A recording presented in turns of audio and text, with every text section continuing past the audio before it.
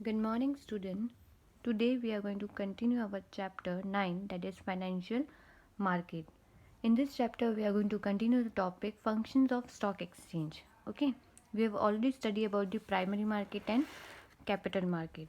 So let us continue with this topic functions of stock exchange यानी कि secondary market. Secondary market भी बोल सकते हो आप या तो स्टॉक एक्सचेंज भी बोल सकते हो. ठीक है, तो वो फंक्शंस क्या करती है, उसका काम क्या होता है, what they do. Okay, so let us see the first functions, that is liquidity. Function of stock exchange का फर्स्ट पॉइंट क्या है, लिक्विडिटी यानी कि कैश कन्वर्ट करना. Now here it is given explanation. Stock exchange provides a continuous market for purchase and sales of security. Now stock exchange क्या facility provide करती है, it is a continuous market यानी कि जहाँ securities बेची जाती है और ख़रीदी जाती है. ठीक है, तो ये ऐसा मार्केट है जहाँ सिक्योरिटी या तो परचेज होती है या तो सेल्स होती है, लेकिन कंटिन्यूस है यानी कि रोज़ ऐसे बहुत सारे सिक्योरिटीज़ इन्वेस्टर्स परचेज करते या खरीदते. Investors can purchase and sell securities whenever they want.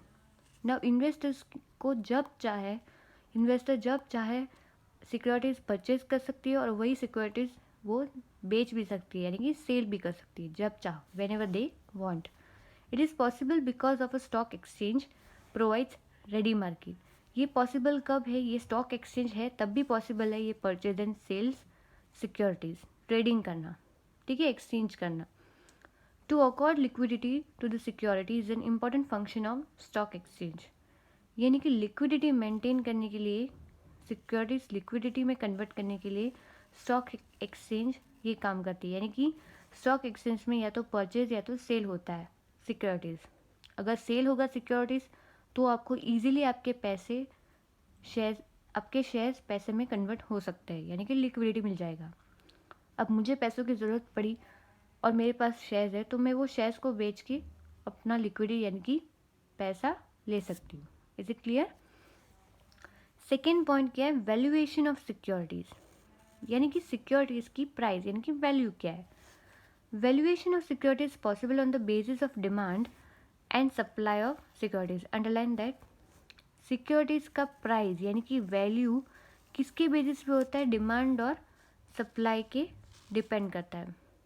ठीक है, कितनी डिमांड है सिक्योरिटीज़ की उस हिसाब से सप्लाई होता है. जैसे कि आप लोग ने इकोनॉमी में डिमांड पढ़ा है, डिमांड एंड सप्लाई. ठीक है, कि अगर इसका ये प्रोडक्ट इतना हाई प्रोडक्ट की डिमांड है तो भाव भी बढ़ने वाला है. ठीक है, तब भी वो सप्लाई भी होगा. Is it clear.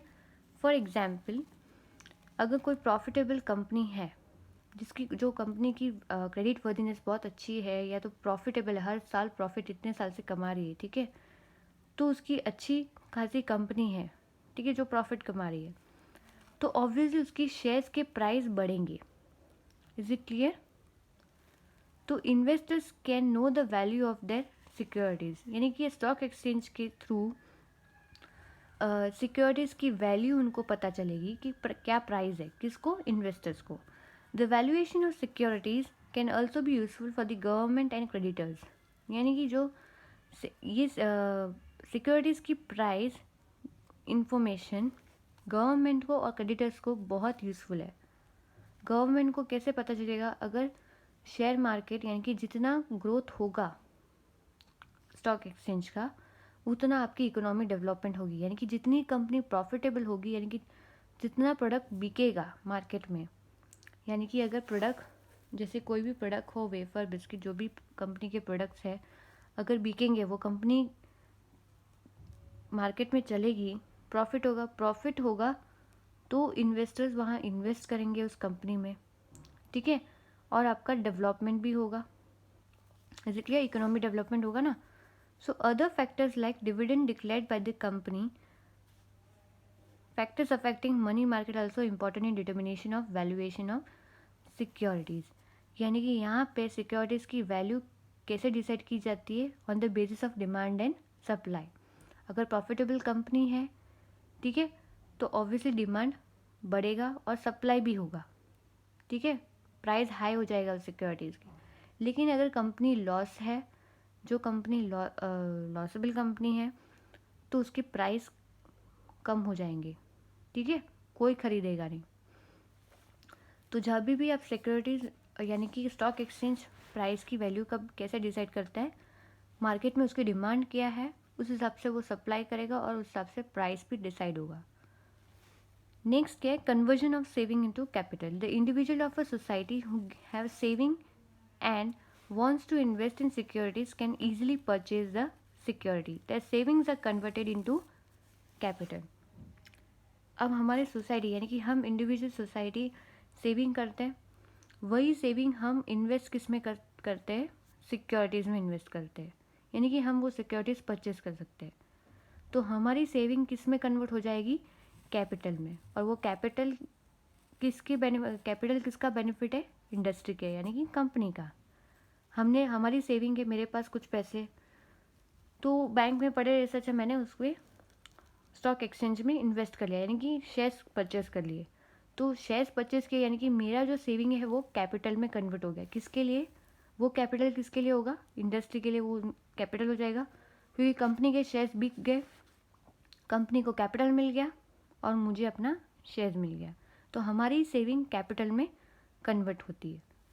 Next point है intermediary in the creation of capital. Now stock exchange एक मिडल पर्सन की तरह, इंटरमीडियरी यानी कि एक बीच का पर्सन है, ठीक है। दोनों पार्टी के बीच में कौन आता है, स्टॉक एक्सचेंज, इन्वेस्टर्स और जो सेल कर रहा है shares. Stock exchange itself does not create a capital, यानी कि स्टॉक एक्सचेंज खुद ही कैपिटल क्रिएट नहीं करता, but it provides a platform. वो एक प्लेटफॉर्म प्रोवाइड करता है स्टॉक एक्सचेंज, जहाँ से हम अपना ट्रेडिंग कर सकते हैं, यानी कि परचेज एंड सेल्स कर सकते हैं सिक्योरिटीज़। यानी हमारी सिक्योरिटीज़ या तो हम परचेज कर पाए या तो अब कोई इन्वेस्टर अपना सिक्योरिटी सेल कर सकता है। तो ये प्लेटफॉर्म के थ्रू हम परचेज कर सकते हैं सिक्योरिटीज़ या सेल कर सकते हैं, बेच सकते हैं, ठीक है, हमारे share. So it plays a role of intermediate, यानी कि बीच में स्टॉक एक्सचेंज है और यहाँ पे सेलर है और इन्वेस्टर्स है, ठीक है। इन्वेस्टर्स को अगर परचेज करना है तो वो स्टॉक एक्सचेंज के थ्रू परचेज करेगा, और अगर इन्वेस्टर्स को सेल करना है, जो पर्सन है कि जो कंपनी को सेल्स करना है, तो ये भी ये स्टॉक एक्सचेंज के थ्रू होगा। तो ये मिडल पर्सन की तरह काम करता है, यानी कि intermediary. Is it clear? Next क्या है function, safety in transaction. The transactions are carried out as per the rules in stock exchange. The brokers working in stock exchange perform their role under the regulations of SEBI, यानी कि हमारा transaction safe रहता है। जो भी transaction होता है उसमें सेफ्टी है, कोई फ्रॉड नहीं है। क्यों? क्योंकि स्टॉक एक्सचेंज किसके अंडर में काम होता है, सेबी के अंडर में स्टॉक एक्सचेंज काम करता है। रूल्स और रेगुलेशन जो सेबी ने फॉलो किए बनाए हैं, वो स्टॉक एक्सचेंज को इम्प्लीमेंट करना होता है। तो जो भी एक्सचेंज हो रहा है स्टॉक एक्सचेंज में, परचेज हो, सेलिंग हो सिक्योरिटी या तो रीसेल हो शेयर्स, तो वो सेफ रहता है, ठीक है, कोई फ्रॉड नहीं है। The stock exchange provide safety to investors as this transactions are carried out in the stock exchange as per the rules and regulation of stock exchange. ये अंडरलाइन करना, जो भी ट्रांजेक्शन है स्टॉक एक्सचेंज में, जो भी इन्वेस्टर्स ट्रांजेक्शन यानी कि परचेज करो या सेल्स करो, तो वो स्टॉक एक्सचेंज के यानी कि सेबी के रूल्स और रेगुलेशंस को देख के ही वहाँ पे ट्रांजेक्शन होता है, क्योंकि सेबी का इन्वॉल्वमेंट है वहाँ पे। Is it clear? सो यहाँ पे हमें हमारे ट्रांजेक्शन सेफली ट्रांजेक्ट होते हैं, एक्सचेंज होता है, कुछ फ्रॉड नहीं है। नेक्स्ट क्या है, growth of capital. Savings of public can be diverted toward industrial flow to the stock exchange. हमारे पब्लिक के सेविंग कहाँ डाइवर्ट यानी कि कहाँ कन्वर्ट होते हैं, इंडस्ट्रियल में, ठीक है, through stock exchange. Industry as a company form get a long-term capital which encourage saving of public toward investment in security. So economic development of the country is possible along with the development of capital market. जितना purchase and sales होगा capital यानी कि capital market में यानी कि stock exchange में, उतना growth होगा कैपिटल मार्केट का, ठीक है। कैपिटल मार्केट ग्रोथ होगा तो हमारा इकोनॉमी डेवलपमेंट भी होगा। मेन पॉइंट ये है कि स्टॉक एक्सचेंज में इन्वेस्टर्स उसी के शेयर्स खरीदता है जो कंपनी प्रॉफिटेबल हो, क्रेडिट वर्थिनेस अच्छा हो, उसका कंडीशन अच्छी हो उस कंपनी की, तो ही वो इन्वेस्ट करेगा। तो जितने इन्वेस्टर्स वो कंपनी के शेयर्स खरीदेंगे उतना बेनिफिट होगा, क्योंकि हमारी सेविंग हम किस में इन्वेस्ट कर रहे हैं, कंपनी में, यानी कि शेयर्स परचेस करके। ठीक है, मेरे पास सेविंग है तो मैंने क्या किया, शेयर्स में इन्वेस्ट किया, यानी कंपनी के शेयर्स खरीदे। ठीक है, कंपनी को क्या मिल गया, कैपिटल मिल गया, और वही कैपिटल इकोनॉमिक डेवलपमेंट के लिए यूज़ किया जाता है, यानी कि प्रोडक्टिव यूज़ किया जाता है। कंपनी क्या करेगी, वो कैपिटल यूज़ करके इकोनॉमी के लिए कुछ अच्छा इन्वेस्ट करेगी, उतना एम्प्लॉयमेंट होगा तो इकोनॉमी डेवलपमेंट होगा। Is it clear? तो कहीं ना कहीं हमारे सेविंग्स क्या होता है, इन्वेस्ट, यानी कि इंडस्ट्री के लिए यूज़ किया जाता है in the capital form. Next क्या है, फैसिलिटी टू परफॉर्म एक्टिविटी। ना क्या फैसिलिटी प्रोवाइड करती है stock exchange? The stock exchange provides a facility to its member to perform their activities. So the members of the stock exchange can protect the interest of the investors. Now facility to perform यानी कि वहाँ पे stock exchange जो members होते हैं वहाँ पे, जैसे कि ब्रोकर्स वो मेंबर्स हैं, तो क्या करते हैं, उसका काम क्या है कि परचेज सेल्स करके देना। अब मेरे पास शेयर्स है तो मैं खुद तो नहीं जाऊँगी ना ढूंढने कि मेरे शेयर्स किसको बेचूँ। तो ब्रोकर एक ऐसा पर्सन, यानी कि मेंबर वहाँ के वैसे पर्सन है, ब्रोकर एक मेंबर ही है वहाँ का। तो वो क्या करेगा, वो मेरे तरफ से या तो रीसेल करेगा, वो शेयर्स बेच के देगा मुझे शेयर्स, या तो ख़रीद के देगा कि कौन सी कंपनी में कहाँ इन्वेस्ट करना है।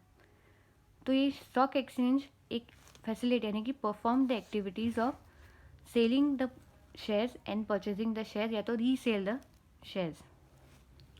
Necessary फैसिलिट for speculation. Next point क्या है, necessary facilities for speculation. Speculation यानी कि सट्टा, आप बोल सकते हो सट्टा करना।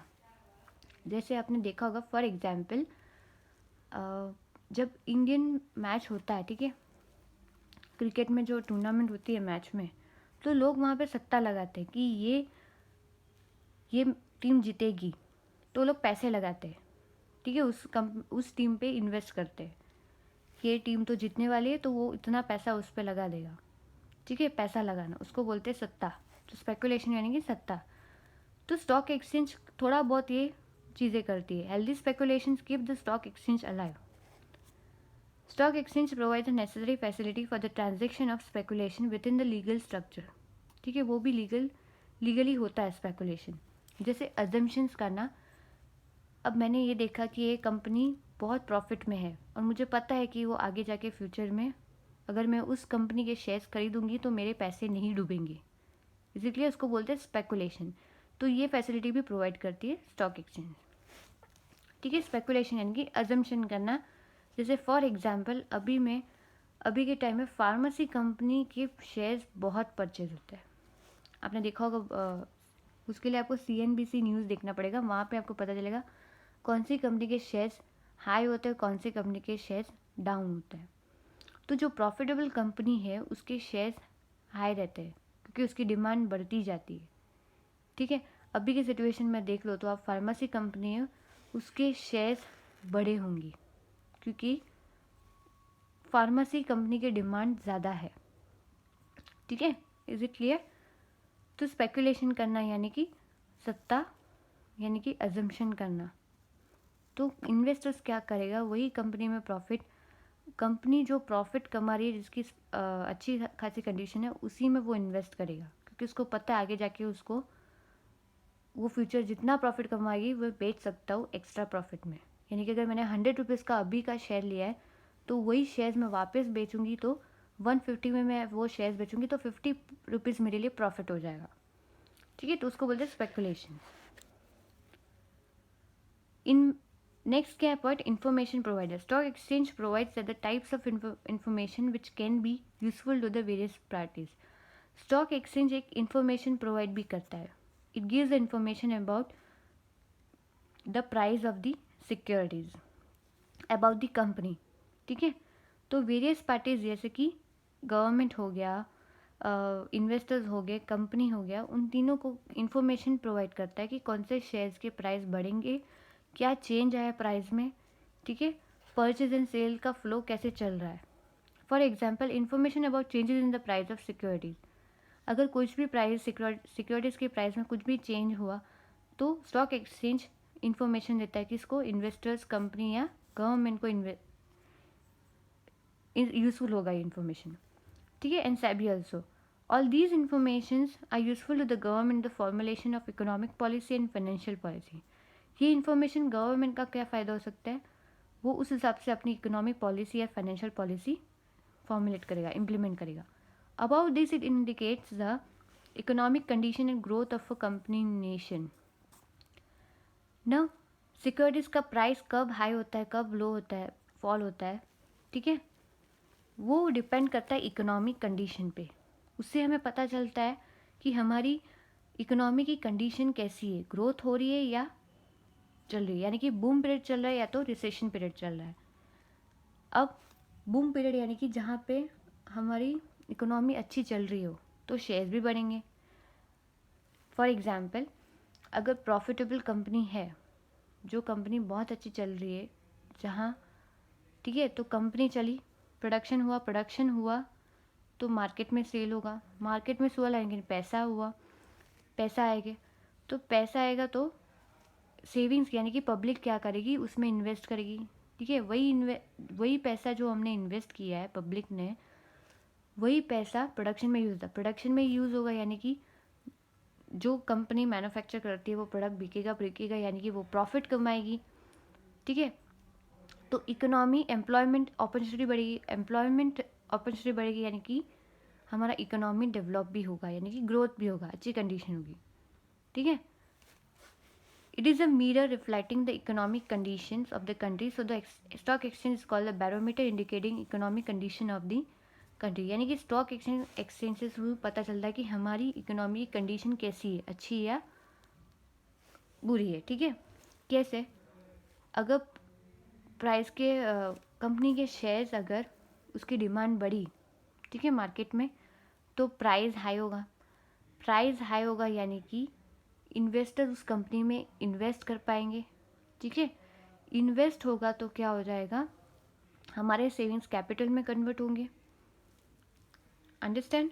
उससे हमें पता चलता है कि अगर प्राइस बढ़ा तो यानी कि इकोनॉमिक कंडीशन अच्छी चल रही है। अगर प्राइस कम हुआ, उस सिक्योरिटीज़ की प्राइसिंग, कंपनी के शेयर्स गिरने लगे ना, तो हमारी इकोनॉमिक कंडीशंस भी वर्स्ट हो जाएगी।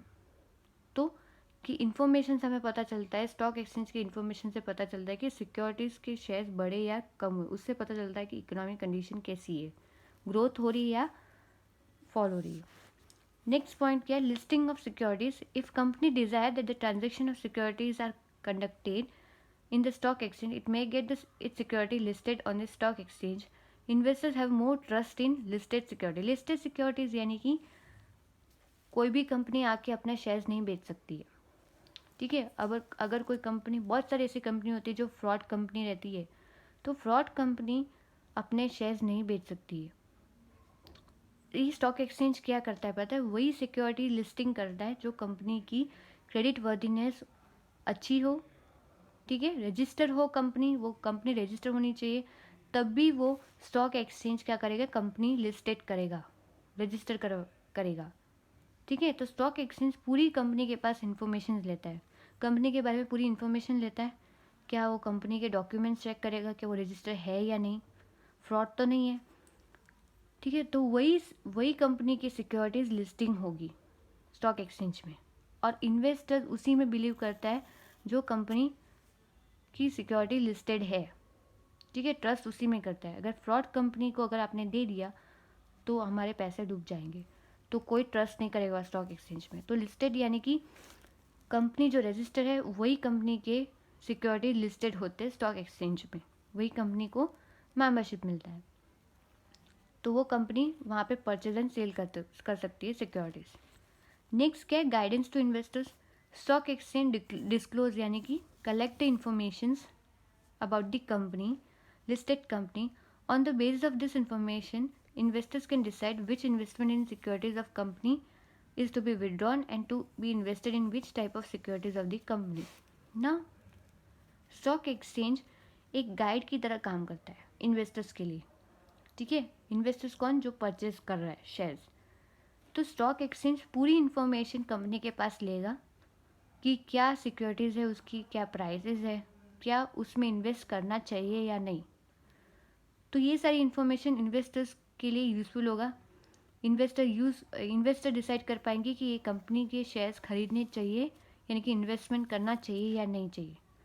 ठीक है, विड्रॉन मतलब कि अगर मुझे पता है कि वो प्रॉफिटेबल है कंपनी, या तो अभी मैंने जिसमें पैसा लगाया है, जो कंपनी के शेयर्स मैंने खरीदे, और मुझे पता है कि ये कंपनी तो आगे जाके चलने वाली नहीं है क्योंकि लॉस ही हो रहा है, ठीक है, तो मैं क्या करूँगी, वो शेयर्स या तो बेच दूँगी, विड्रॉ यानी कि पैसे विड्रॉ कर, यानी कि शेयर्स विड्रॉ कर दूँगी, बेच दूँगी या तो निकाल दूँगी, और वापस उसको इन्वेस्ट भी कर सकती हूँ। ठीक है, और कहाँ इन्वेस्ट करना है, कहाँ शेयर्स को बेचना है, वो स्टॉक एक्सचेंज इंफॉर्मेशन देता है कंपनी के बारे में कि कौन से कंपनी के शेयर्स खरीदने चाहिए, कौन से कंपनी के शेयर्स नहीं करना चाहिए, या तो इन्वेस्ट कहाँ करना चाहिए। वो सारी चीज़ें इंफॉर्मेशन स्टॉक एक्सचेंज प्रोवाइड करता है। तो स्टॉक एक्सचेंज एक गाइड की तरह इन्वेस्टर्स के लिए गाइडेंस है। ठीक है, so did you understand about this topic? So let next topic we will continue afterwards. Thank you.